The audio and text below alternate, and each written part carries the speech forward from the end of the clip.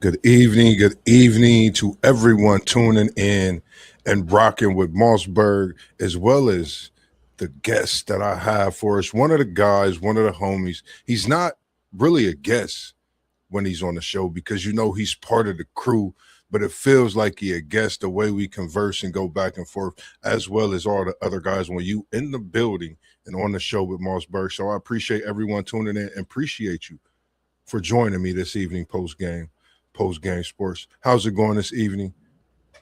Ready for what Yeah, is Wednesday?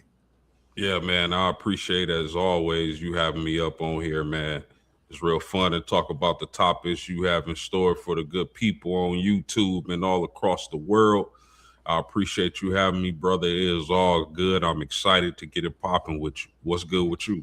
Yes, sir, man. It's appreciated, man. And I didn't mean to have the late applause, but it's like you got to hit that round of applause once you finish because the mic just still be checking itself, man. And shout out to you for what you do because even though I'm busy on my work days, I can't wait till Thursdays for your show to come and drop. And I'm looking forward to that as well tomorrow. And we are back with another episode of What If Wednesday. And I think we're at part three. This is What If Wednesday, part three. If we want to know for those who are just tuning in, maybe for the first time of this What If series.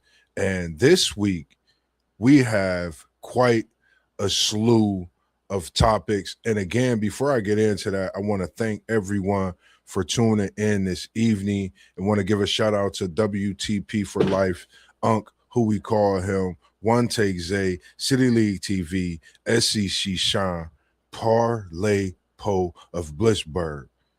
I'm going to take my hat off, just a tad bit, but, I can't wait to see you, to hug you, dap you up. Go Blue to me is a blue bud. Your boys got a national championship in basketball after a few years of football, man. Excellence, excellence, excellence. And between both of those programs posts, which is crazy.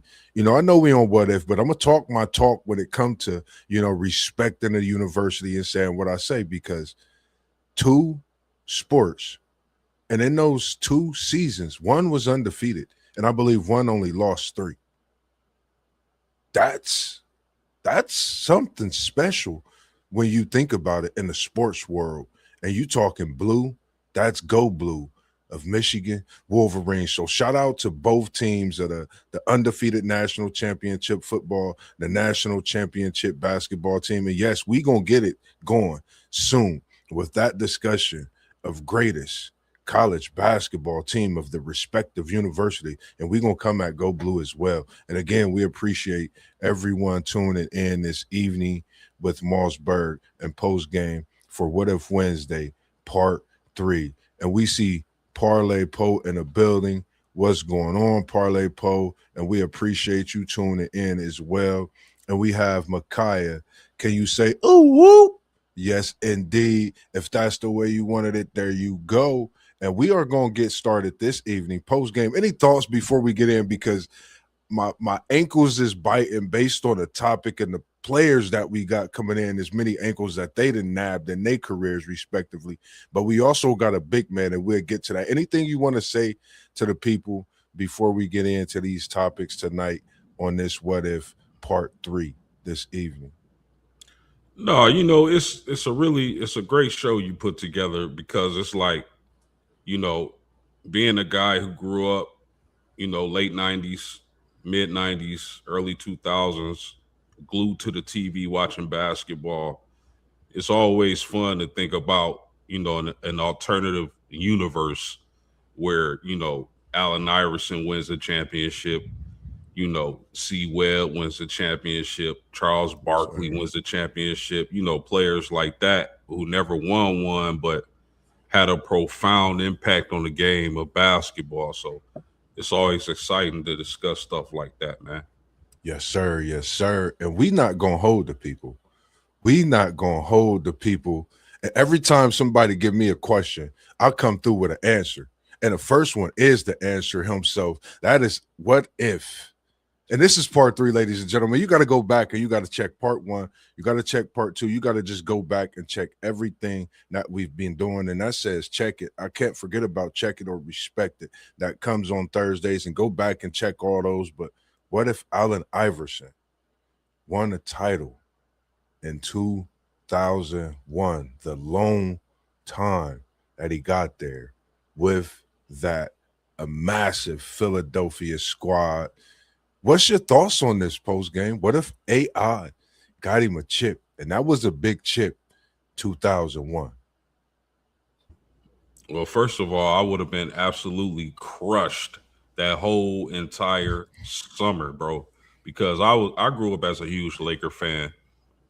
I I gotta start with this, man, before I get into AI. That year, the Lakers, that probably was the best team I've seen outside of the Chicago Bulls. But that playoff run that the Lakers were on that year, that was the most devastating, the most dominant postseason run I still have ever seen in my life.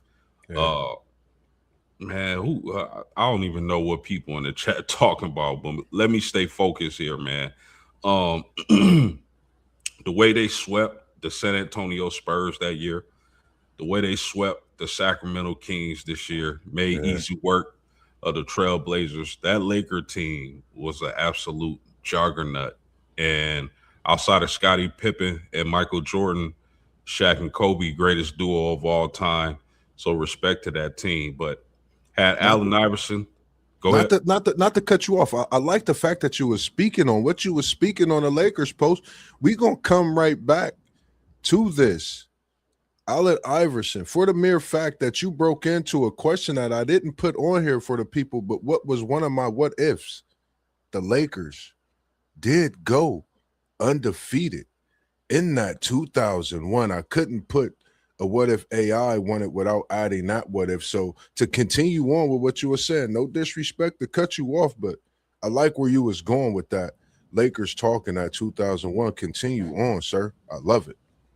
Yeah, man, just a dominant performance. It's like, man, they couldn't miss like during that playoff run. Like they just couldn't do any wrong, man. You had Shaq and Kobe, Rick Fox, Robert Ory. Man, hey, get this dude out the chat, man. I don't even Disorder 71. Get his ass out of here, man. Nobody got time for that.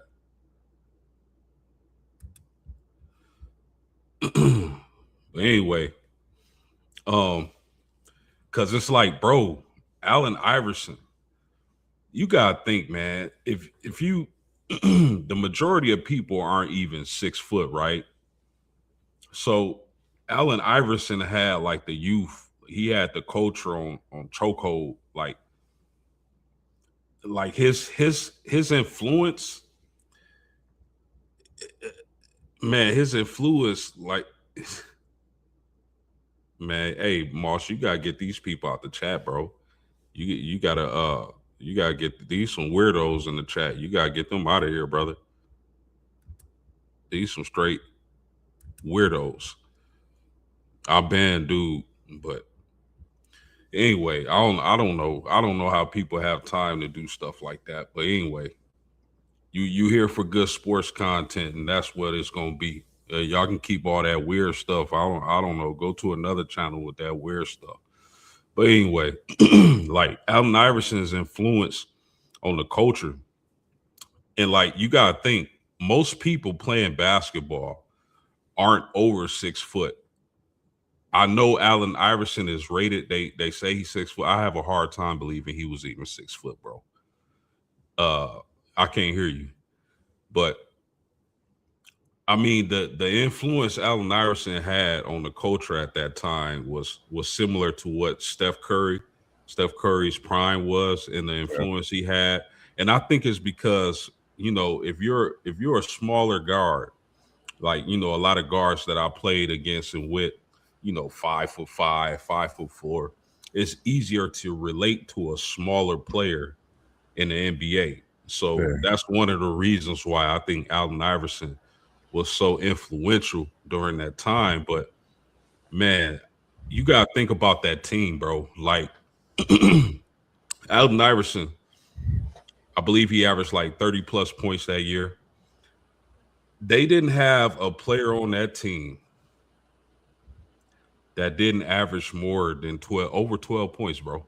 Yeah, Are you kidding me? That team didn't have a player outside of Allen Iverson that averaged over 12 points per game. Now, the thing that made that team go is that they were a defensive juggernaut. You got Dikembe Mutombo in there, Eric Snow, McKee, guys like that, Tyrone Hill. These yeah, guys wasn't averaging over 12 points.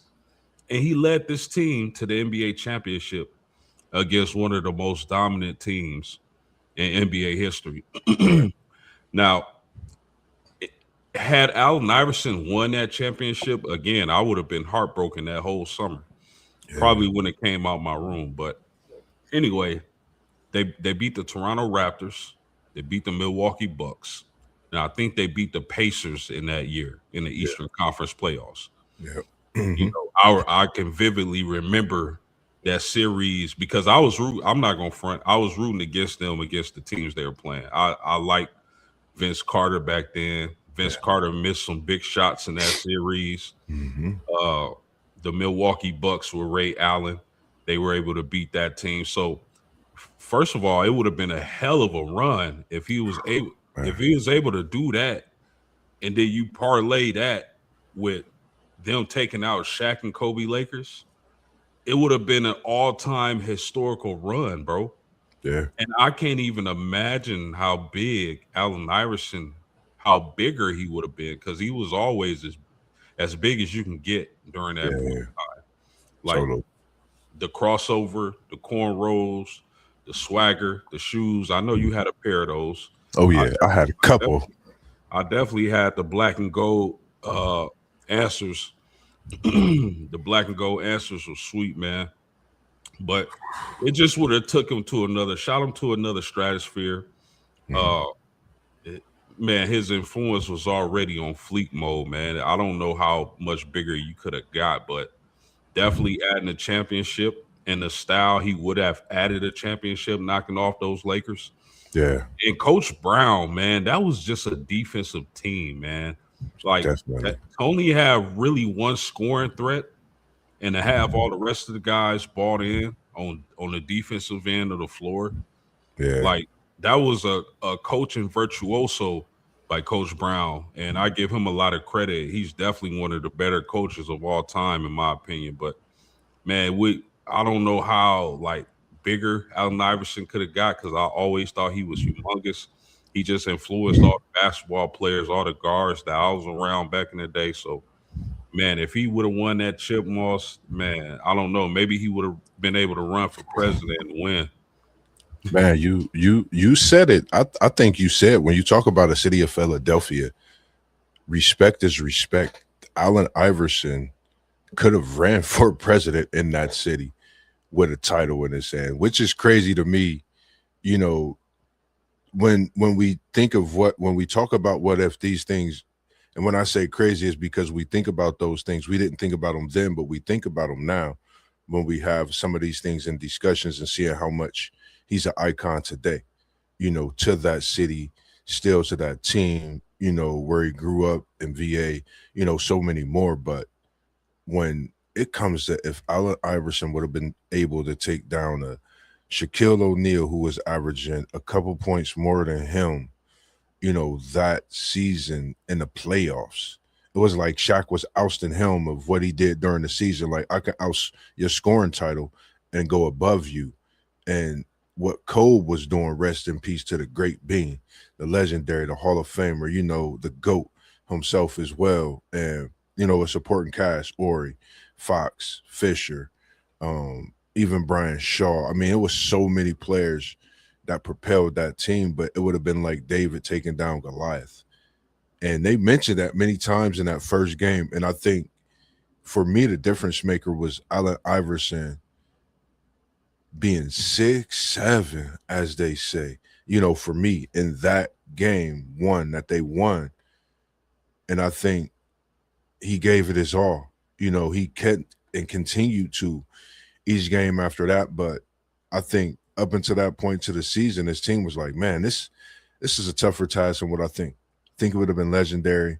I think probably top two, if not top greatest point guard of all time. And he played point guard, shooting guard, and we just spoke on a guard last week about this same position with the what if. So it's a lot of things that could have happened, in this time, and as we still speak on the what if. And for me, having Matumbo leading the league defensively, but the crazy thing about this, the Lakers and the Sixers had the same identical record post.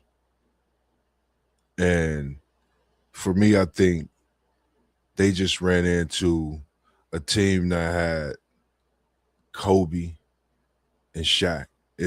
That was unstoppable. If Allen Iverson would have had another score, it would have been possible. But the next one we have up on the topic, I think this is one for me that I like because I felt he changed the game in so many ways. I think people would possibly consider him the best power forward of all time with the championship. And with that championship, he would have had to defeat MJ, who everyone, of course, majority considered a GOAT, arguably with what Bron doing respectively and what the great done as well.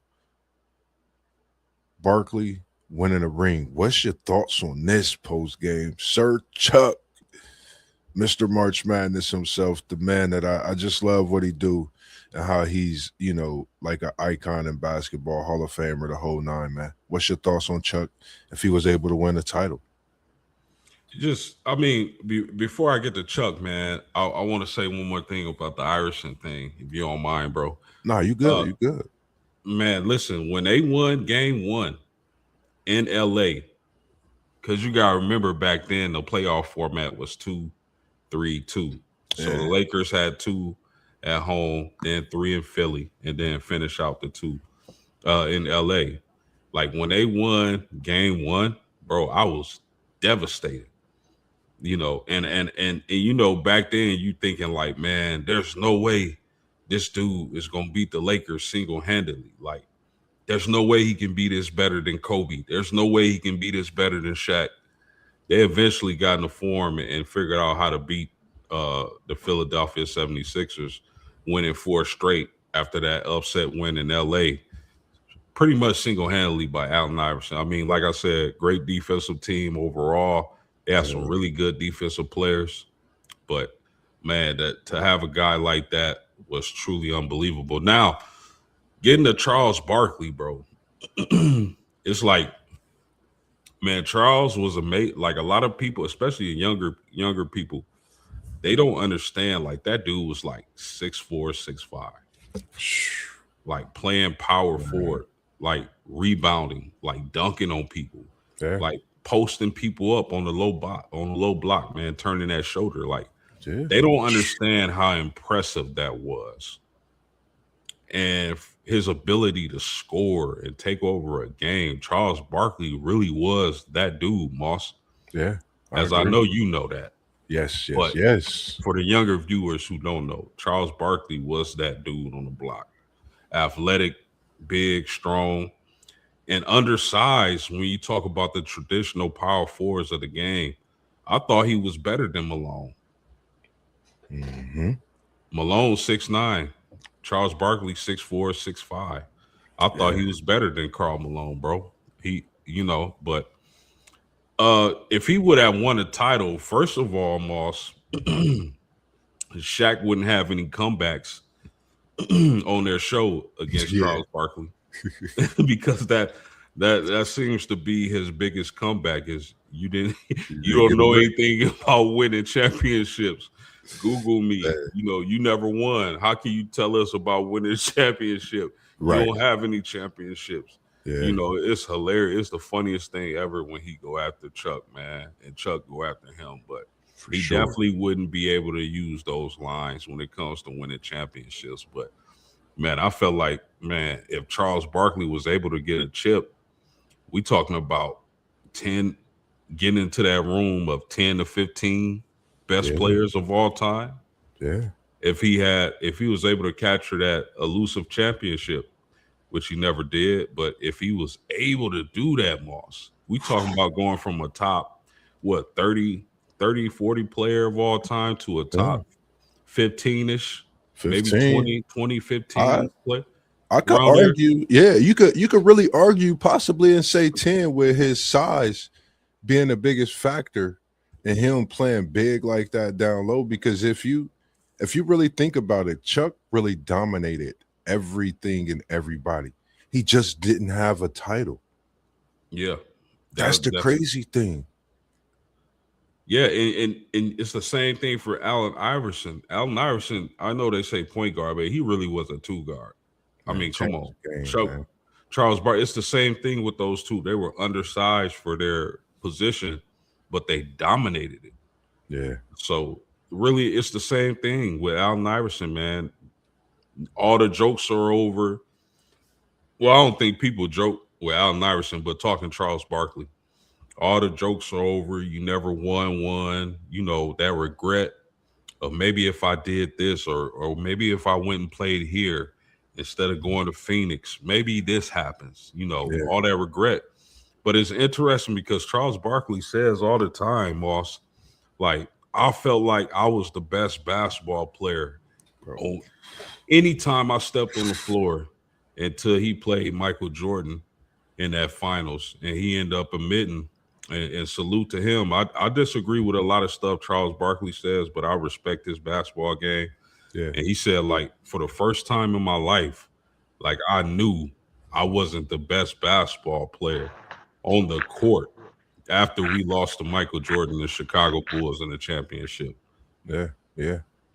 Let's welcome SEC Sean in. If you got a chance to watch that 6 o'clock, 6:15 preview on what we got coming up this weekend on the NASCAR, make sure you go check it out on SEC Sean. If you want to chime in, tap in on this question on the what if Charles Barkley won a title? What's your thoughts on that?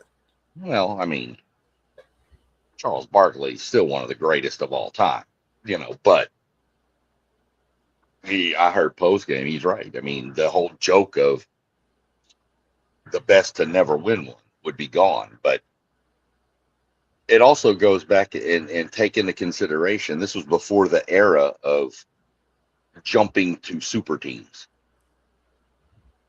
There was no, hey, let's go all join. He didn't call up Mike and be like, hey, let's go join up with Scotty and come join us in Chicago. There was no super teams back then. He was the Superman on his team, Yeah, and each team had one to an extent. Some were just better than others. So, you give Charles credit. Yeah, I mean, it'd have been neat for him to win a title, but he was still considered one of the best players to ever play this game. And, take into consideration that he was always told he was too short to play in the NBA. His body style wouldn't allow it. And yet he was one of the most fiercest rebounders there was. agree. Anything else that you would like to add to this one post game before we get out of here? I just, for me, I think he definitely would be up there. I love Chuck's game. I just think from, me really looking at it over the years, I never really watched his documentary. So I think about a month ago, I watched his documentary and really watched, his growth, from him being a young man, all the way up and people, you know, asking him so many different questions to where he's just himself. He's just going out here playing a game that he loved. And he was just, like he said, a big old teddy bear. Everybody thought he was something more than what he was. He just was a natural, guy trying to hold his own on that basketball court, knowing what he was going against him. So I respectively, say Chuck is definitely up there with the greatest. You played against Mike, in a dueling series. You went head to head with Shaq, many years, even though you didn't get a title. You're talking about one of those guys out of that era where Jordan kind of, weaned himself and expanded and resurged into MJ, the GOAT we know. I think Barkley was the one to where everybody really feared outside of MJ in that era.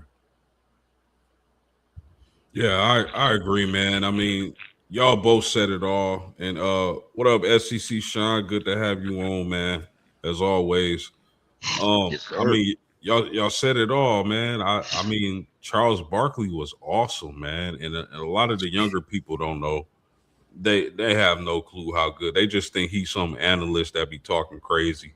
You Yeah, feel me? But he's not. Charles Barkley was really like that, man. He Yeah, had game. Like Well, they're I go ahead. I was going to tell you they're not wrong on him speaking crazy as an analyst either, though. So Oh, no doubt, no doubt, no doubt, no doubt about that. But man, I love Sir Charles's game. The what they call the mound round of rebound, big something like man. that. Yeah, Yeah, big that's yeah, man, the big that's man. that's that's where I got. That's where I stole Angel Reese's nickname from, man. I call her Pretty Brown Rebound. But Love it, man. definitely, man, Chuck, he got that championship. He would have definitely moved in another room when you talk about. He's already an all-time great. Don't get me wrong, but Yeah, there's different rooms when you talk about all-time greats. for sure. yep, 100%. So, we're gonna switch gears a little bit. I decided to. I know I've been posting quite a few different images and different ways. Last week I did post one and I popped out for part two, and it had Roy Jones on there. It had a QB on there. We're gonna get to that too, but we stepping into the boxing ring and speaking on a very interesting what if. To me, I'm 43, the Sugar Ray of our time, and that leads me into this next question. If you know, you know. What if Roy Jones didn't lose part two versus Antonio Tarver, which brings us here for part three on What If Wednesday as well. So I left it there for part two to bring it to your attention this week on part three. And when you think about this Roy Jones, you had a fight with, Ruiz, and then you had the Tarver, and he could have set himself up and left legendary, um, left as arguably, I would say, one of the greatest to ever put on the gloves of in a boxing ring. You know, we seen with our own eyes what Roy was able to do, but that brings us to that great question: what if he didn't lose in part two versus Antonio Tarver? We're gonna start off with you post game, then we're gonna bring it to SEC Sean. What is your thoughts on this one? And I think this will really wake up a lot of people because for the young, like you said on Chuck, nobody really know about the boxing ring unless you watch it. So you might want to go check your records and look up Roy Jones, who switched from, I think, super heavyweight to heavyweight. I mean, the weight difference was about 20 pounds in this. So what's your thoughts post game? I mean, man, Captain Hook, Roy Jones Jr. was a specimen. He was amazing. He was really exciting to watch. Like nobody brought it like Roy Jones Jr. did, man, in his prime. Um, you mentioned the weight. I All think right, one y'all of got the me. yes, sir. Okay, I hold on a think second. I gotta get this changed. I got a problem with my computer real quick. Go ahead, post. yeah, I think the mistake that Roy Jones Jr. made, like back in the day, is that he was switching weight classes like we switch socks. Yeah, I think that was a big mistake because I think he overestimated like going up in weight and then draining your body to get down to another weight class. I think that was the big mistake he made. So we'll start there. But had Roy Jones retired undefeated because the losses kind of made him like, okay, this dude can be touched. You know what I mean? Before he was losing, it felt like Roy Jones Jr. couldn't be touched. And another issue with Roy Jones is that, and I hate saying this because I respect and love Roy Jones Jr. so much, man. That dude was just a legend. He was different.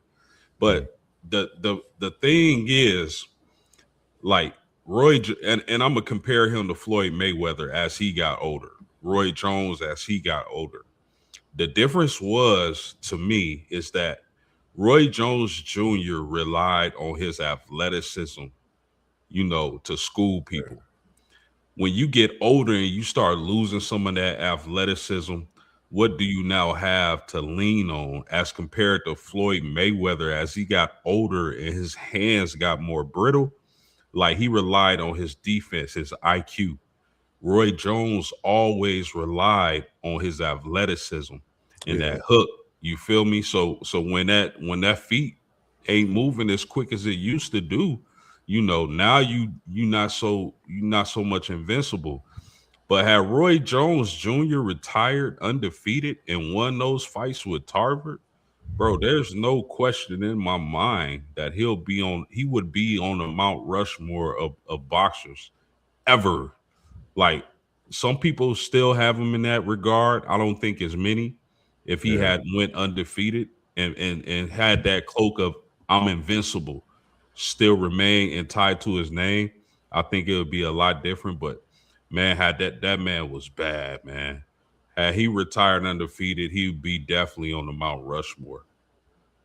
I agree. What's your thoughts, SEC Sean, on this one, Roy Jones Jr.? Let me throw a quick apology to everybody. I switched over to the computer and forgot that YouTube was still playing the show, so I was getting double echo and feedback. So if anybody heard any double echoes coming from me for a second, I apologize, but I've got that closed now, so we're good. But these are always weird for me because I used to be into boxing, and then I got away from it. Boxing just became too rigged for me. It almost felt like. And I know I'm not alone in that and I know a lot of people disagree with it, and that's fine. That's why we have sports, because we got to agree to disagree on certain things. Yeah. Roy Jones to me is on the Mount Rushmore, though. He is on there due to, he was considered by many to be one of, if not at his time, at his peak, the best pound for pound fighter out there. Post, you're exactly right. He was just athletic. He could outlast you. He didn't necessarily have to knock you out, but he was going to be stronger in the later rounds, and you weren't. And you're spot on with like you said, with Mayweather. Mayweather is so much more tactical that in his older years, it's easier to win fights. Not that it's easy to win one. Don't take that wrong, but it's easier to win one when you don't get hit. Yeah, there you go. The IQ. You hear about it in football. He's got a football IQ, basketball IQ. He has a boxing IQ that is probably unmatched of anything we've seen. Had Roy Jones, the losses, I mean, I get it, the loss to Tarver and stuff, but to me, back then, if I'm not mistaken, and correct me, but I think I'm right on this, he was the boxer from the U.S. that was pretty much stripped of the medal because they gave it to some other South Korean or something. Well, wasn't that Roy Jones in the Olympics? They got pretty much screwed. Yeah, that happened to multiple USA boxers, though. Right. Yeah. Right. But I remember it happening to him, and it was huge. It was massively controversial. And then he came out and dominated in the ring, in boxing circles. And to me, it brought a lot of eyes at a time when boxing kind of needed it. You had a lot of eyes on it when Tyson was rolling, and then it kind of slipped away a little bit. And then Roy Jones kind of brought it back. And then Mayweather kind of carried it on. So Pacquiao was there too. But to me, boxing needed Roy Jones, and that's why I have him on the Mount Rushmore. I think he brought more attention to the sport of boxing at a time when boxing needed attention. I like it. I think, for me, it's good to see Parlay Poe as well in the chat. And he had a comment in there, which a lot of people seen, with this fight as being, a draw, questionable. He said he lost the first one too. And, for me as being an onlooker, I instantly thought that it would be a part two, in this fight. And for myself, I was like, I think this is probably the dangerous fight, to go into, knowing that first one was kind of questionable. And as well, for me, what if? I think you're talking about the greatest, arguably, we still have Floyd being people's choice, but I think Roy Jones would have, been at the top of that list, without a doubt. That's just my thought when it comes to that as well. For me, my next what if, I'm just going to snag into this one, not with the homer. I seen a Bengals fan in here. Shout out to you. Appreciate you tuning in, and Hude as well to you. I was trying to stay away from the injuries this week, as I was telling posts, and I've been telling the guys, but I'm gonna throw this in there, man, just for the fun. And if you could take it back to this, we got Parlay Poe in here as well. I think it'll be a good one. What if Carson Palmer did not get hurt in that game? That I think, as a Bengal fan, it's a game you never forget, as a Bengal fan. And if you're just a football fan, I think, at times it's something you think about all the time. But what if Carson Palmer didn't have his injury early in his career, but I think that was where he really was taking it to the next level? What's your thoughts on that? And I'm going to come to you first, SEC Sean. What if Carson Palmer did not have that injury? Well, I mean, this is kind of a tricky one because I can name a few times where I could say this about my Bengals. Back in the Super Bowl against San Francisco when Tim Crumrye broke his leg, things like that. There's all kinds of. But as far as Palmer goes, I think because back then, okay, let me put it this way. If that injury was happened today, if he came out and he was in the draft this year, whatever, and that injury happens, he's in a much better place due to the medical science and technology we have nowadays.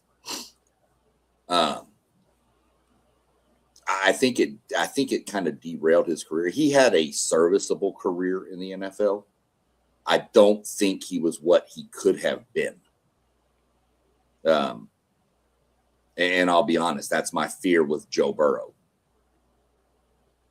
Now Joe has the better medical teams around him and stuff, but to me, Carson Palmer was the savior for the Bengals back then. That's how we looked at it. I mean, he was the next quarterback after pretty much the next one you hung your hat on after Boomer left.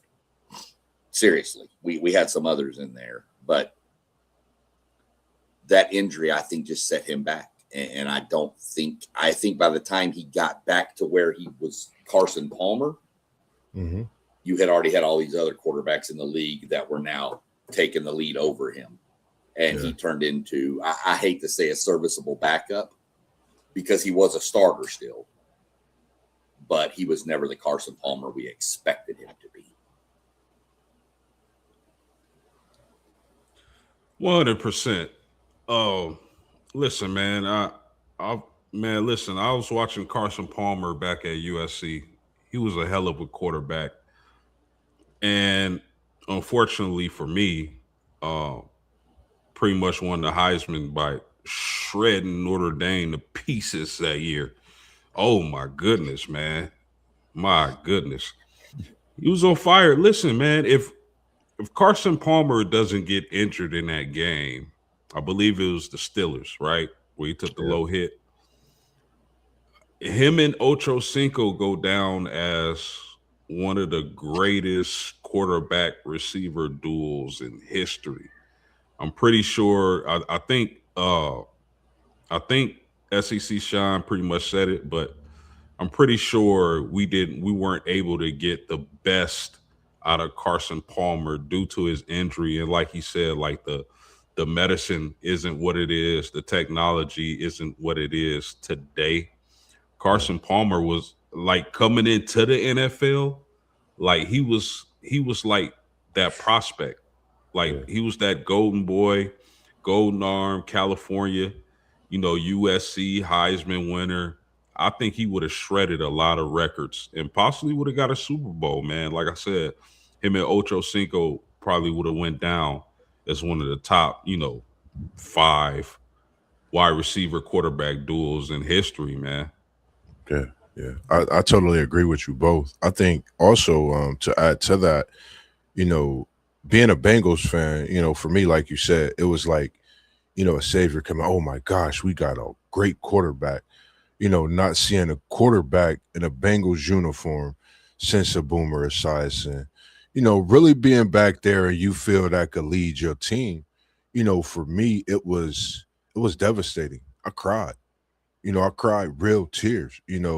Not just as a fan, just watching it happen to him as a player, knowing that, he got to go home and live life, as well. But for me, like you said, Ocho, Carson, probably one of the best duos we'll ever see. The possibility of Cincinnati having a Super Bowl and that curse being gone, which I'm looking forward to this year. But one thing that I love about this, for if we think about it, USC and their quarterbacks, it seemed like Carson Palmer came out.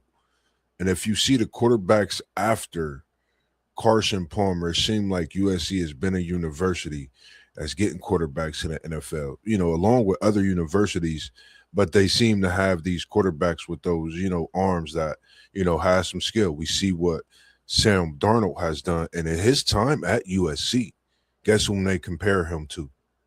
Carson Palmer. Earlier in his career, Carson Palmer. So, I think USC, you could look at them and say this is a factory. Just give these guys some time. We see the potential in them as well. And, unfortunate, as Parlay Post said, unfortunately, it's a lot of what ifs like this very serviceable QB. We appreciate you tuning in this evening, Parlay Post. And once again, if you got any comments on Go Blue, please leave them in the comments and give the flowers to Parlay Poe and his Go Blue squad, who, when I say they put on the show for the NCAA World this season, they put on the show, and you got to respect that. And I don't know, just like I said, man, just appreciate the university. And not to mention, I'm glad you in here, Parlay Poe, because y'all got a Frozen Four that's tipping off tonight at about probably right about now. What was that? 8:30. So shout out to your Go Blue Michigan Wolverines in that Frozen Final Four, the Frozen Four as they call it, man. Shout out to what they're doing. And just me, I'm gonna throw it out there, man. They're blue blood. Before they talk about Michigan being a blue blood, you heard it from MossBurgh. If they haven't said it, but I'm gonna say it. They are blue blood, just my opinion. They say North Carolina not. I'm gonna say Michigan could be opening the door and walking right on in and putting themselves right where they need to be. As for, anything else, is there any, just before we get into the next one, anyone if that could come off the top of anyone's head? I'm going to start with you, Post, then I'm going to come to you, Shine. Anything that you could think about that we could tap into off the top of your head, maybe? Yeah. I mean, we can go all night with what ifs, bro. We can stream to about 5 a.m. on the what ifs alone, dog. Yes, sir. Uh but I mean, one for me would be what would have happened if Peyton Manning never had the neck injury? Like and stayed with the Colts. Like how would his career would have ended? I know he went to Denver and you know they were really successful. I mean, he still got the passing touchdown record to this day from that team. I believe it was his second year that he set that record, but he had a heck of a receiving core there, and he was just on fire. Like with the injury, you saw him, like you saw his arm talent like decrease, plummet a little bit, but he was so intelligent as a quarterback that he was able to lead them to a Super Bowl. I'm not taking away from that defense, because that defense all time. But for your quarterback to essentially not be able to pass downfield and only have his mind to really lead that offense, like I still think that was incredible.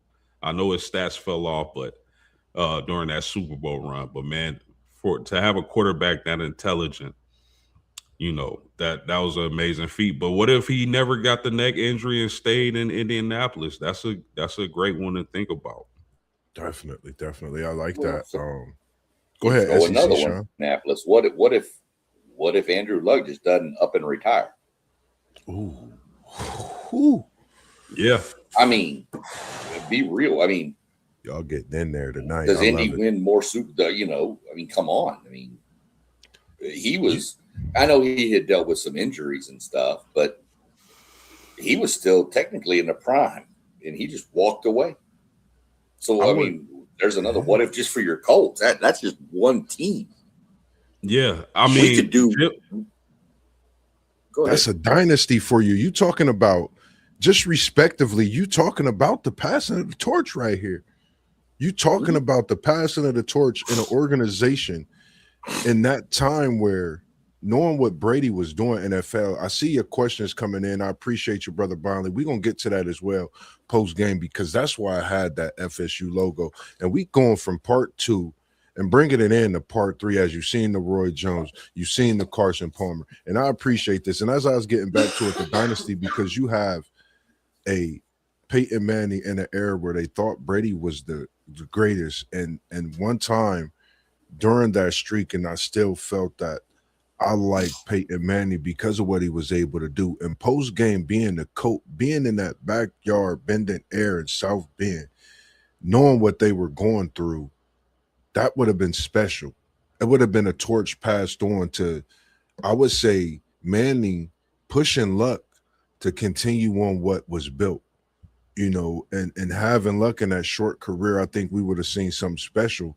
And Indy, and you talking about how Brady had just those years in New England, you talking about, I mean, a century and some in Indy that could be going on, and even passing it to Daniel Jones. And we see how he could really be in this coach organization, you know, with what they have. And could you give the hats off to that organization and what they do as well? Not to interrupt, but I mean, that's some great what ifs that you guys brought up. I love those, and I appreciate it as well. Well, here's the thing: you got to think of like the butterfly effect. Like, if Peyton stays, the Colts probably don't get Luck. But to SEC Sean's point, like, if Luck doesn't see, the thing with Luck is that during his tenure, we had a terrible, horrible GM. Mm-hmm. Just terrible. I mean, they were letting Andrew Luck take beatings, and he still was putting up numbers and performing, still making comebacks and leading us to victory. I believe, or under this regime, and rest in peace to Mr. Irsay. We know his daughter has taken over, but Irsay's last few years on Earth, man, where we had a different GM, like, and we still were able to have Andrew Luck, a healthy Andrew Luck, I think the Colts would have did it eventually. Yeah, I agree. And we appreciate it. Like I said, our brother Barnley, we're going to come back to, he said Joe Burrow already holds, and I'm coming right back to you, Parlay Poe, holds records for the most playoff wins, quarterback wins, over, you know, Ken Anderson, Boomer Esiason, 5 playoff careers combined on their end. And I agree, man.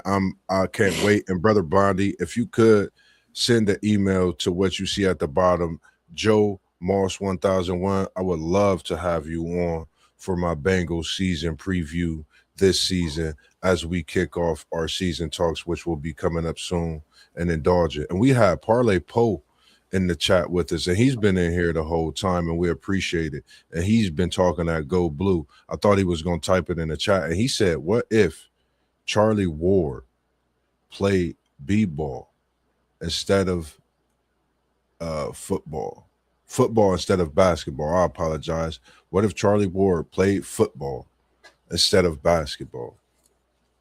What's your thoughts on this one? I'm going to come to you first, SEC Sean. What's your thoughts on this one? On this one, this is a toss-up. I mean, Charlie Ward was dynamic at both of these. Quick little story about Charlie Ward. I actually had dinner with Charlie Ward at a Golden Corral in College Station, Texas.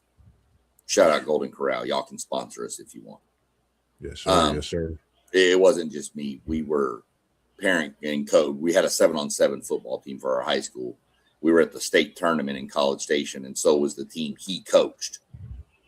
And one of the coaches on our team with us was Todd Scott, former NFL safety from the Minnesota Vikings. Mm-hmm. And he knew Charlie Ward. And so we sat there and hymed it up with Charlie Ward. And while our players were recruiting his quarterback to come transfer to our high school, his quarterback named De'Eric King. So that's a little quick story on Charlie Ward. But oh yeah, Charlie Ward was dynamic as of an athlete, as we had numerous of them back in that day. Bo Jackson, Dion, Charlie, numerous two-sport athletes that you just don't see anymore. I honestly think Charlie could have been sensational in football. I think Charlie chose basketball more for the non-injury aspect, if that's fair to say. You get into the NFL, I don't think Charlie wanted to be getting hit by 260-pound linebackers running 4.4s at him. I don't really think that was in Charlie Ward's. He was okay. He was okay driving the lane and having Bill Lambier knock him to the ground or something, but he wasn't real keen on, like a Lawrence Taylor type just taking his head off. So I think he chose the path of least resistance, but I think he could have been dynamic at it, either one. He was a phenomenal athlete. Yeah. I agree. I think the thing about it was Charlie Ward was probably ahead of his time when you talk about football, basketball, and that's probably why he chose to take the basketball direction, as SEC Sean just articulated, which I 100% agree with. I mean, you talking about a Heisman winner. I think he would have been great in the NFL. The only problem is does he even play? I know Charlie Ward is a little smallish when you talk about quarterback, so I think he made the best decision for him. But my man, Brother Blondie, what if Jerry Jones didn't fire Jimmy Johnson? That's a hell of a question. Real quick, Post. I like that too, and I think it's crazy because he would have got picked to the Kansas City Chiefs possibly. So could Charlie Ward have been that guy that now, guess what? We seeing and seeing the new level of what Charlie Ward could have been doing years ago and what Mahomes has done for the Chiefs. I'm gonna leave it at that, and we can come back to it. What was you talking to him about post game? Go ahead with it. Real quick before we jump onto that one, Post, because that's a big one I want to hit too. Yeah. But another thing on this whole Charlie Ward thing, you are dead right there. He was ahead of his time. That was not the quarterback that people drafted back then. He would have been asked to go to wide receiver, kick return. He was not going to be a quarterback. I'm not saying he couldn't have. I'm saying he wasn't going to be a quarterback in the NFL in that era. Oh, exactly. Special. Man. I wonder if him and Mahomes could sit down for a talk and just, man. Look, because Moss, if you talking because you got to think, when was this? Like 90 what? That was back in, I believe 1990, because I was it 94. 92, 93, 94. somewhere in that range? 92, He 93. would have been a backup to Joe Montana, bro. Yeah, bro. See, now if you talking, art right now, he probably been a first overall pick. But Mm-hmm. you talking 93, I just think he made the right decision. Yeah. Yeah. That's a great I love that question though, because like that's something I never, thought about. And you think about, like you said, the Charlie Ward, and for him to go do basketball, and for it to, would have been to the Kansas City Chiefs. And now we see a Mahomes who's doing what he's doing, winning Super Bowls, building that dynasty in Kansas City, and doing some of the same things that we seen, Charlie Ward do at Florida State and become that Heisman Trophy winner, which we already know. He still holds that record, Heisman Trophy. But you going and getting drafted, doing your dirty work for the New York Knickerbockers, respectively. And major feats there. So, shout out to Charlie Ward and his career and what he did from the University of Florida State on now, who he was raised by, is, the whole nine, man, as well as everyone else and what you do that we come across and we mention your name in these sports talks. We appreciate it. As you you could go ahead and handle this one, Post. I seen you in there rapping with Brother Blondie, and we appreciate you tuning in this evening, Brother Blondie, with your great comments and this great question that the guys will tap into. What's your thoughts? You could go ahead on this one, Post game. No, because it's like I know of quite a few Dallas Cowboy fans, and one thing they always talk about is that you know they got some disdain for Jerry Jones on how he handled the Jimmy Johnson situation. Like maybe it was some jealousy. They didn't want him bigger than Jerry. Little petty stuff like that. But man, if they keep Jerry Jones, because I believe they won one after Jerry Jones, right? Yeah. But had they kept Jerry Jones, Jimmy Johnson, I mean, man, could they have went like multiple more years in a row in the Super Bowl? Because Man. the team was intact, man. They had an overwhelming offensive line. Of course, Emmitt Smith, Michael Irvin, Troy Aikman. Those guys are just legendary players. Now I know that what's my man name? Michael Irvin, suffered the devastating injury or whatever. But man, I just like Jimmy Johnson. I believe he would have kept that organization in the Super Bowl conversation for years to come. That's a hell of a question, my man. Yeah, yeah. What's your thoughts on this one, SEC Shine? This is America's team, and this is, I think it, man, this something special, crazy. Being from the great state of Texas. Yeah. Back then you were, well, even before you had one of two options. You were a Cowboy fan or an Oilers fan. I was always a Bengal fan first and foremost, but Dallas used to be my second team, and it wasn't a bad choice because they went on that run in the 90s with Jimmy John. You rooting for a Super Bowl champion, Super Bowl champ. Yeah. and they won 3 and 4 years, and the third one was with Barry Switzer. Now, I could have coached that team. In fact, we're going to put it this way. Ray Charles could have coached that team, and they were going to win the Super Bowl. Okay.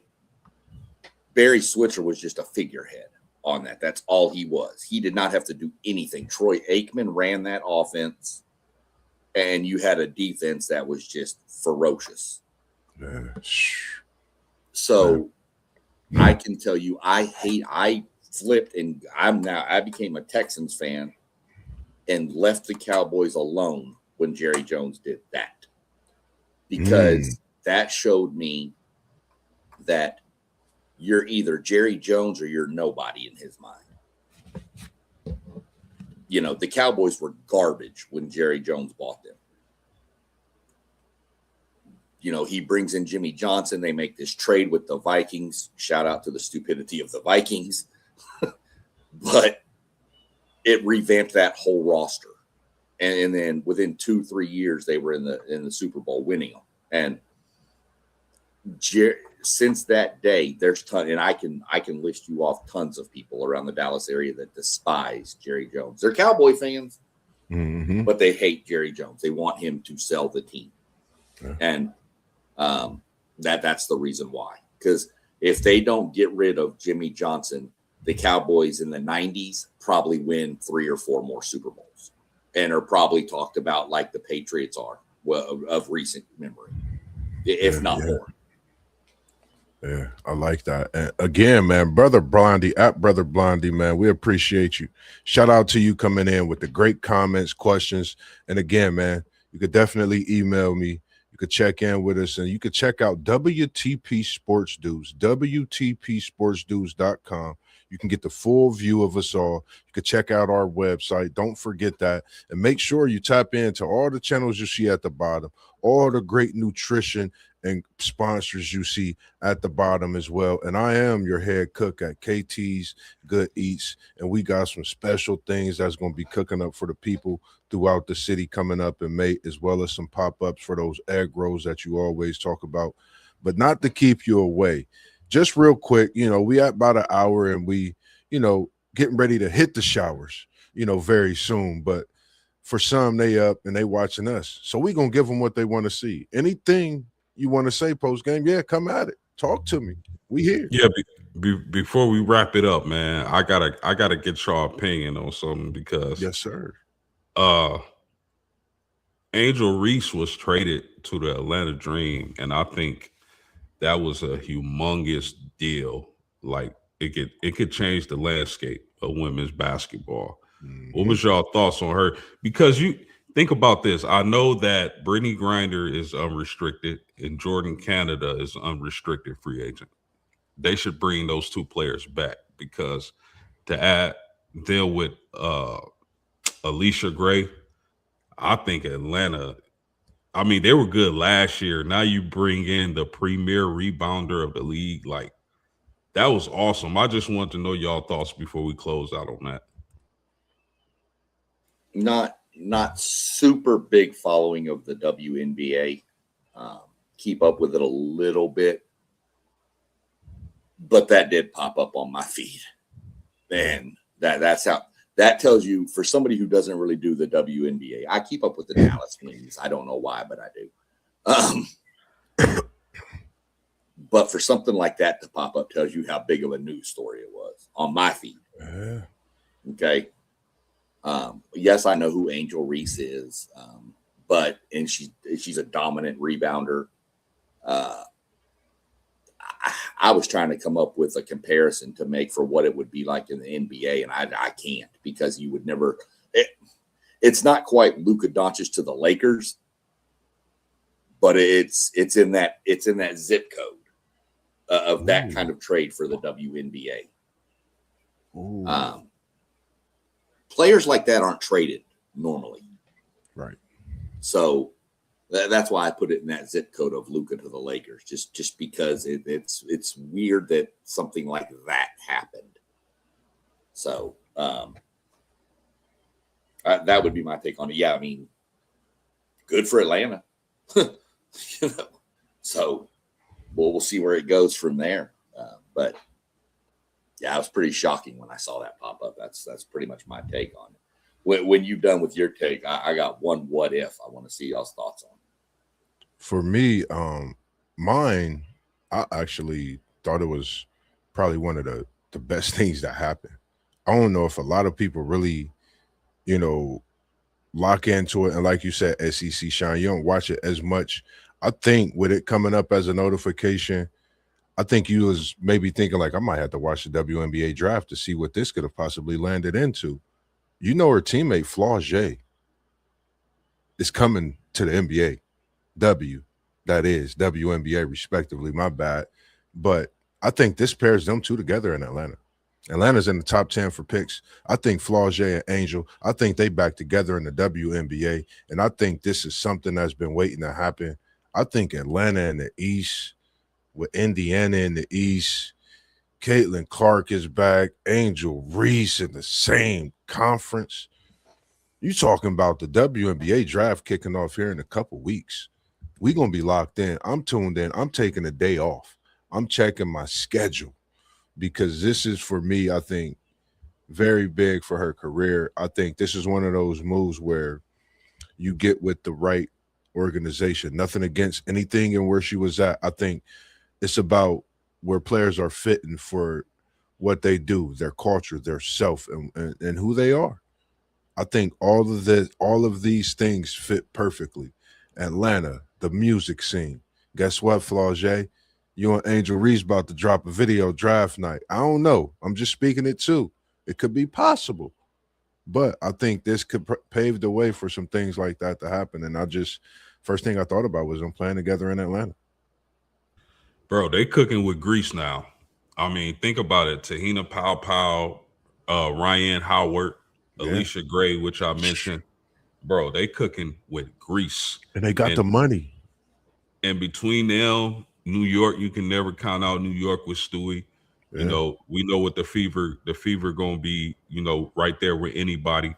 So I mean, but real quick, I know SEC Sean want to cook, but this dude, brother Blondie, man, just dropped another nuke in the chat, man. The Lakers and Sparks are still the only teams to win both the NBA and WNBA titles in the same seasons back to back.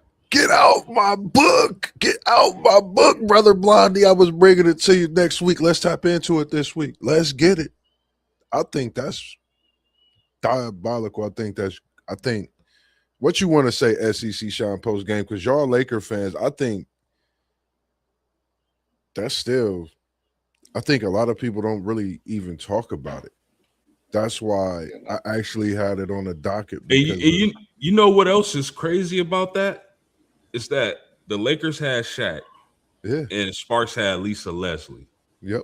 So they both had two dominant centers at the time. Yeah. Yep.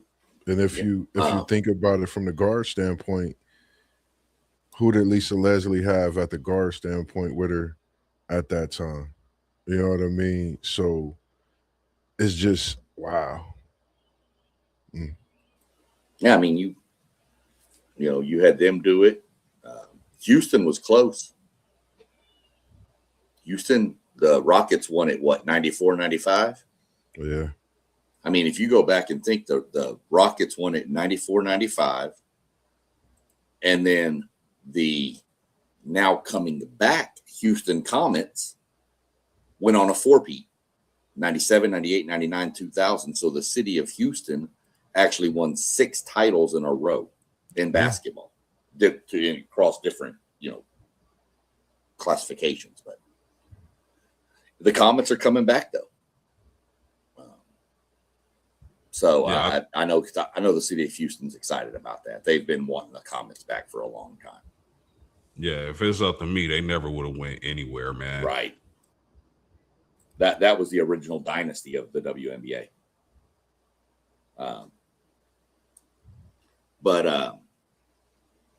Yeah, I mean, brother Blondie got some bangers coming out at us here. Love it in the chat. Love to see it. I don't even know if I know brother Blondie, but like I said, I appreciate you tuning in this evening. We're gonna have to email, we're gonna have to network, we're gonna have to chop it up because I would love to have you on and feature you, and not just a conversation with MossBurgh, but bring you on for one of our what if episodes as we continue on and on throughout this year with these shows. Brother Blondie, somebody we don't know. Right. Make sure you subscribe, my brother. Yeah. Wherever channel you watching this at. Subscribe to them all. That's Jam is what he says. Okay. That is our encyclopedia Jam in the building, ladies and gentlemen. I do apologize. We see Jam's face at Brother Blondie, and I'm going to make sure because he actually have his own YouTube channel. And we also should subscribe to his because when I say that encyclopedia is open and that book never closes, He's hitting you with gems each and every time a conversation. Jam, we got to have you on for what if one of these episodes. And again, man, we appreciate you coming in with these great thoughts and dropping these gems and jewels and another great show on this Wednesday evening. Hey, Moss. Yes, sir. Hey, did Rod come out of nowhere, dog? Came out of nowhere in the building, and that is Unc in the building. And when I say he is enjoying his vacation, hopefully you got your feet kicked up right now, Unc, just enjoying. But it's good to see the CEO of WTP Sports Deuce, the man that put us all together and giving us the platform to do what we do best. And again, man, we appreciate it.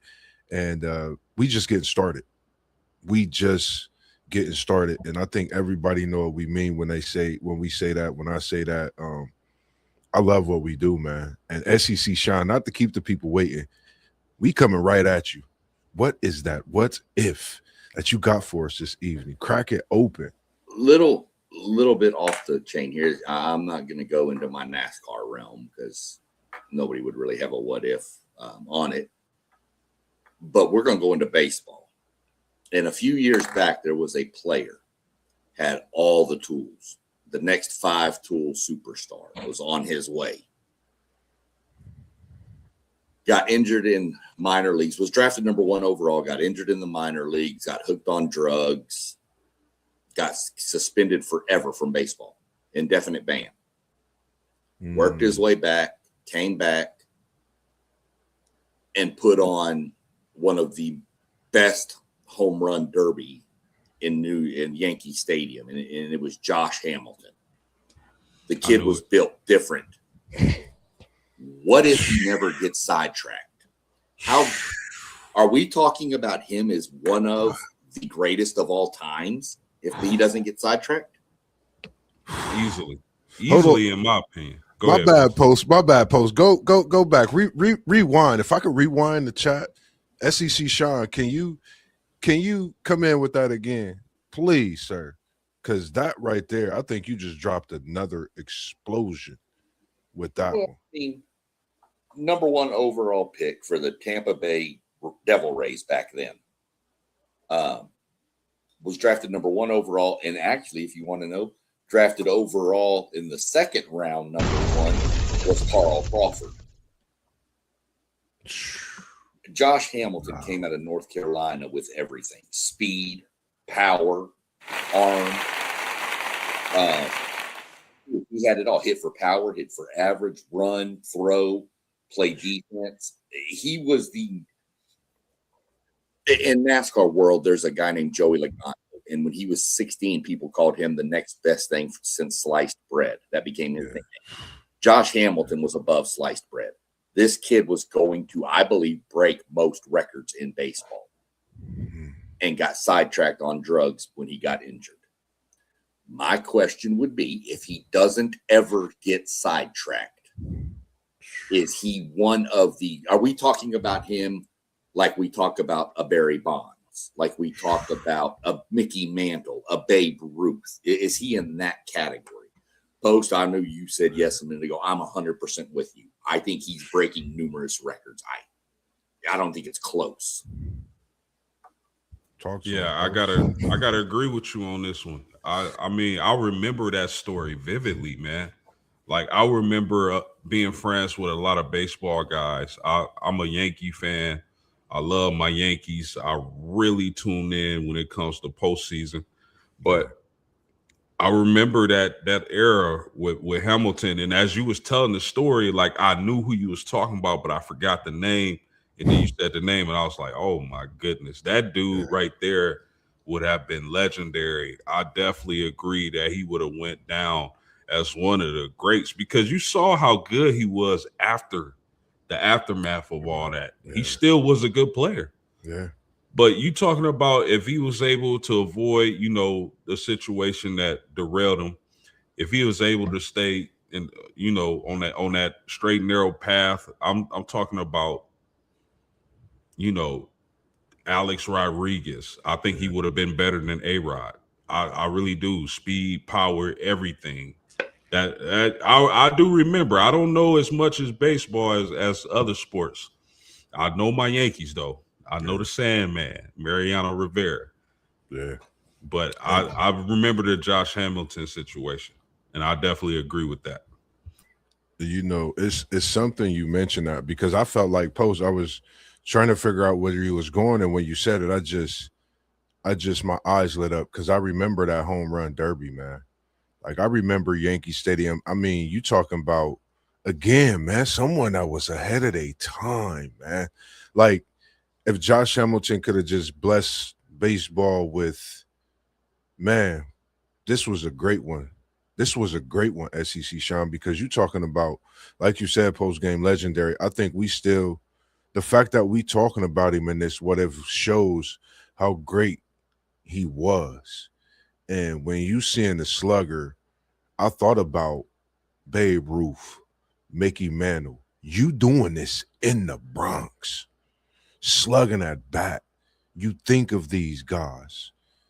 You don't think about nobody else when he's batting the ball. You forget it's Hamilton with the first name Josh. So, you know, for me, this is, I think you're talking about a legend. I think you're talking about someone that's just above and beyond baseball before we, you know, officially seen some of these balk sluggers and what we see today. Josh Hamilton was him. Great one. And Unc said, go ahead. I saw that. I was going to hit on that in a second, but as a Rangers fan, which I know that's going to tick off your uncle over there, being an Astros fan, and I'm a Rangers fan, it seems like he just hates every team I like. Man, on the opposite side of the fence. And that's fine. That's wwhatever. I mean, somebody's got to be right and somebody's got to be wrong. I hate that you're wrong, Rob, but it's cool.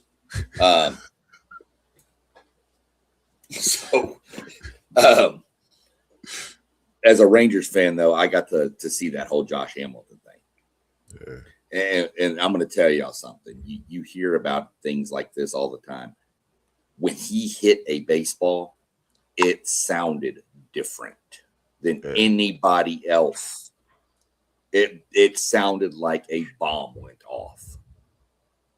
I saw him hit that 4 home run game against Baltimore. Yeah, you're on the wrong side of Texas, SEC. No. Never. You done got him started. Unc is in the building. No, it's fine. It's all good. We got a big baseball series coming up this weekend. I'm gonna tell y'all right now. The return of Jim. I can't say what I want to. That starts Friday afternoon, don't it? It starts Friday. Friday. Okay, I'm gonna have to get it. I'll probably watch some highlights Friday night when I get off. Yeah, I can't say that coach's name, but it'll make me throw up. So that's going to be a big series this weekend. But yeah, I mean, that was just something that popped into my head during the whole what if thing. Is what if that just stays? No, that's an excellent one. That's a really excellent one. That's a really good one. And to Rob, man, you know you my dog and all, but man, listen, my Yankees hot to start off this season, brother. You already know it. Them Astros got to catch up a little bit, dog. Tell them, Post, they just got swept by the Rockies. You said by who? The Astros just got swept by the Rockies. Well, he ain't gonna say that. This just a get back season for the Yanks. We know where we coming for this year. And my Rangers just swept the Mariners, so we sitting in first place now. Yeah, I'm looking forward to our ace Garrett Cole hopefully getting back, getting and being healthy, hopefully returning to form. So definitely, I mean, my major concern with the Yankees coming into the season, and they kind of surprised me. I didn't expect them to come out this hot. Was I felt like they've leaned more to, you know, analytics and big bats when, you know, we all know you win in October with pitching, man. Yeah. I think it's just good to see them come out, you know, as I am a Yankees fan as well, just see them, you know, doing what they do, using what's available. And I don't see it as looking as getting ahead, but doing what you have to do to be that, you know, to coach and compete, you know, on a weekly when you have a pitcher like Cole that's out and getting healthy. And I think, you know, once he get himself, like you said, going and he's having a great season, I think the Yankees, sky's the limit, as we seen in last year. You know, we was right there. I think we could get there and exceed where we were last year. You know, so health is going to be a big factor, but outside of that, I'm definitely, you know, looking forward to the Bronx being a place this year come postseason for sure. Man, you a Yankees fan too, Moss? Come on, man. Oh my God, what is wrong with people? Do I got to go back? Do I got to tell you the reason? I used to sit down, watch the Columbus Clippers, watch Posada catch it as a catcher. And shout out to Doug Jones' daughter is who I will be having on the show soon, and I'm working on a cut up for. Oh man, it's gonna be special on the edit. But you know, I get excited when we talk about the Columbus Clippers because that takes me to Paul O'Neill, Bernie Williams, some of the guys that you know. Even though that was a Yankees, you know, club to send them up, but I watched those guys up close and personal. So it's a personal things with them Yankees. Man. From here to New York is big. You taking me back to the glory days, man. You talking Diamond about Dog Night post Bernie Williams, Paul O'Neill, Jorge Posada, the captain. Like what? Yes. The Sandman, Mariano Rivera. Man, stop it, Moss. I see him on that mound in that stadium here in my hometown. It was special. That was that's I'm kind of hoping that the Guardians will call up my boy Jay Slaviolette from A&M soon. We went to a Clippers game a couple years ago where there was a kid from Alvin, Texas, where my wife went to high school, who was a pitcher in the high school. He was older at this point, Jordan Stevens, but he pitched here in Columbus. We went to watch that. So we're going to see how it goes. The Clippers are a good time for people that are looking for something inexpensive and fun to do in the Columbus area when the weather gets like it nice out and stuff. Yeah. Clippers are a fun place to go to. Minor league baseball is fun no matter what. Shout out. Yeah. Appreciate that, man. Tell them send us some tickets, SEC Sean, man. Talk to them, man. Talk to the Clippers. Tell them. We here, man. Like we will come out and support. Send us some tickets, man. I'm too busy trying to get NASCAR tickets for people. What you talking about? Hey. What was the other thing I wanted to say real quick? I don't know about baseball right now. Baseball's in such a bad situation. It's the Dodgers versus everybody. They just outspend everybody. They get everybody. Mm-hmm. So for me, I think, for the rest of the week, we got post game coming tomorrow with another great show in the evening, 7:45. Make sure you tune in. Look for your notifications. We're going to be posting, throwing stuff up on the different media sites, tagging you in it and all that good stuff, showing your posts. Outside of that, we'll have our review on NASCAR that's coming up this weekend. And make sure you tap into the NASCAR reviews that SEC Sean is diving into, because I've been working on the edit as well for him too. And I just been watching that edit for the last couple nights, just working on it and just seeing us there as a team, and can't wait to get to one of those events, because one of the things that threw me, and it's so me, and I said, I have to get to one of those events. I have to do a better job outside of my schedule and getting into this rewards app, is when you sent me the picture, all the free goodies that you get at the races, impeccable. It make you want to be a fan just seeing that video, man. So shout out to what you're doing. But that was just the stuff. That wasn't even counting the fact you get tickets for free. Man, so many things. And I was just like, I was blown away. So I definitely got to tap into my NASCAR reward app a little more outside of this crazy schedule that I'm slowly getting away from. Starting next week, I'll be able to be on with y'all more, have a little more availability, which is what I've been trying to do for us for, this year moving forward. So outside of that, anything that you want to say to the people, we'll bring Post back in as well. Post, real quick, I got a question for you. Tomorrow, are you going mock? Are you drafting it? Or are you doing respect it or check it tomorrow? Post might got tied up. I think he might be doing another episode of that Check It or Respect It. Okay. I think he might be doing another. I'll keep a lookout for it. I'm not, like I said, okay. I don't know that I'll be on tomorrow with my getting prepped for my son and my 2 twin granddaughters to show up, who we just found out they are now expecting another child. Grandpa SEC Sean. SEC. Congratulations. I'm gonna have Congratulations, to man. start tapping into some oil money somewhere real soon. I need to Hey, give me by an that NIL time, deal. listen, that's why we here doing what we do, because trust me, they gonna enjoy the fruits of the labor that we put in, man. And I just know it, I see it, and I know we not doing what we doing for no reason, man. It's just always great and being able to do what we do. And again, I appreciate what you bring with that NASCAR, because like I said, I have to tap into it a lot more myself in that availability. But like I said, I opened it up so I could start coming on those Wednesday shows prior to mine and tapping into some of those races through the week as well myself. Yeah, for sure. So for sure on Tuesdays, y'all on Wednesdays for sure y'all tune in. I normally hit about 6:15 to 6:30, go about 45 minutes, and then I turn it over. We get a break, and then Moss normally jumps on with this show, which is a phenomenal show. This is the first time I've been able to jump on live with it. Appreciate it. Y'all go like, subscribe to all the channels you see. Look, he mentioned the website. I'm gonna throw it out there. We're on Patreon. We're gonna put some content. We want to get some paid subscribers on our Patreon. We're gonna start having giveaways. What we get in from the subscriptions, we give back. Okay, we're on Patreon. I'm on TikTok. I'm on Instagram. I'm on YouTube. I'm on Patreon myself. Moss is got Instagram, TikTok, YouTube. I don't know what else you got going, but we're trying to get out to as many people as we can. And look, it's not all about money for us. It's not what it's about. We love sports. We love chopping it up. Anything that comes from it, we will give back to the people who support us. So yes, sir. Yes, sir. Like I said, I got $25 worth.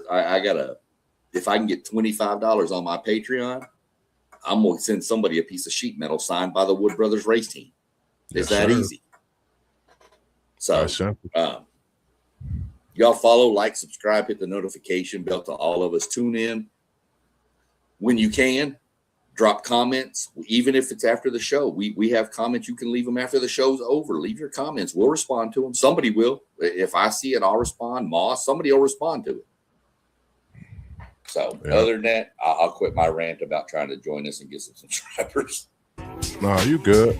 As we always do, man. I don't know, man. I might change it up and come at you with a what if part 4.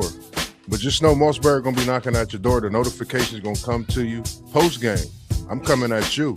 Did you have anything else you wanted to say to the people before we get up out of here, out of the building this evening, as we continue to do what we do best? No, just a great show, gentlemen, man. I appreciate y'all. I love to chop it up with y'all. Make sure y'all like, share, subscribe. It helps us out tremendously, and we appreciate y'all's support. Yes, and don't forget, tomorrow night, 7:45, man, we bringing y'all another one. We got Respect It or Check It. Make sure y'all tune in, man. Yes, sir. Check it, respect it. You heard him, SEC Sean. It's another one. Part 5. Is that part 4? Part 5 coming tomorrow? Post game is alive with it. So make sure you tune in 7:45 tomorrow evening. Tap into all the channels. I'm your host, MossBurgh of Level Up Sports 10. As SEC Sean said, I'm on all your platforms, Level Up Sports 10.